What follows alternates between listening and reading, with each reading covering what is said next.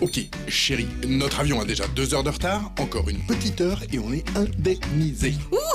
Je croise les doigts. Le vol 983 à destination de Lisbonne est annoncé avec un retard supplémentaire de 1 heure. Yes! Avoir son vol retardé peut parfois mener aux mêmes conséquences qu'un vol annulé. Résultat, en novembre 2009, la Cour de justice de l'Union européenne a prévu certaines dispositions. En cas de retard d'avion, les passagers doivent savoir qu'ils ont un droit à indemnisation dès lors que le règlement européen s'applique à leur situation. C'est-à-dire qu'à partir d'un retard de plus de 3 heures, ils ont droit à une indemnisation qui varie entre 250 et 600 €. Une bonne nouvelle pour les voyageurs retardés sur les vols européens, à condition d'effectuer les démarches nécessaires. Les passagers doivent s'adresser à la compagnie ou à leur agence de voyage pour demander l'indemnisation. Elle ne leur sera pas automatiquement versée.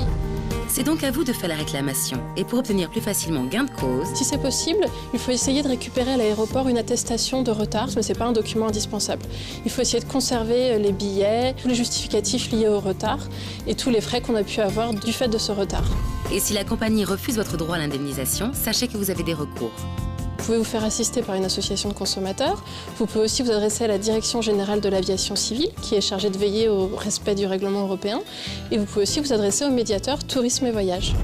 Quoi qu'il en soit, lors de votre voyage, si vous avez un retard d'au moins 2 heures, la compagnie aérienne vous doit assistance. Quelle que soit la cause du retard, que ce soit un cas de force majeure ou pas, la compagnie doit vous assurer les rafraîchissements, l'hébergement, la restauration nécessaire et aussi vous permettre de passer 2 appels téléphoniques. Sachez que si votre avion a un retard de 3 heures et plus, vous pouvez obtenir une indemnisation. C'est un droit qu'il ne faut pas hésiter à faire valoir auprès des compagnies aériennes. Quoi qu'il en soit, n'oubliez pas que lors d'un retard, le transporteur vous doit assistance. Chers voyageurs, une bonne nouvelle, le retard supplémentaire du vol 983 sera finalement de 55 minutes. Ben voyons!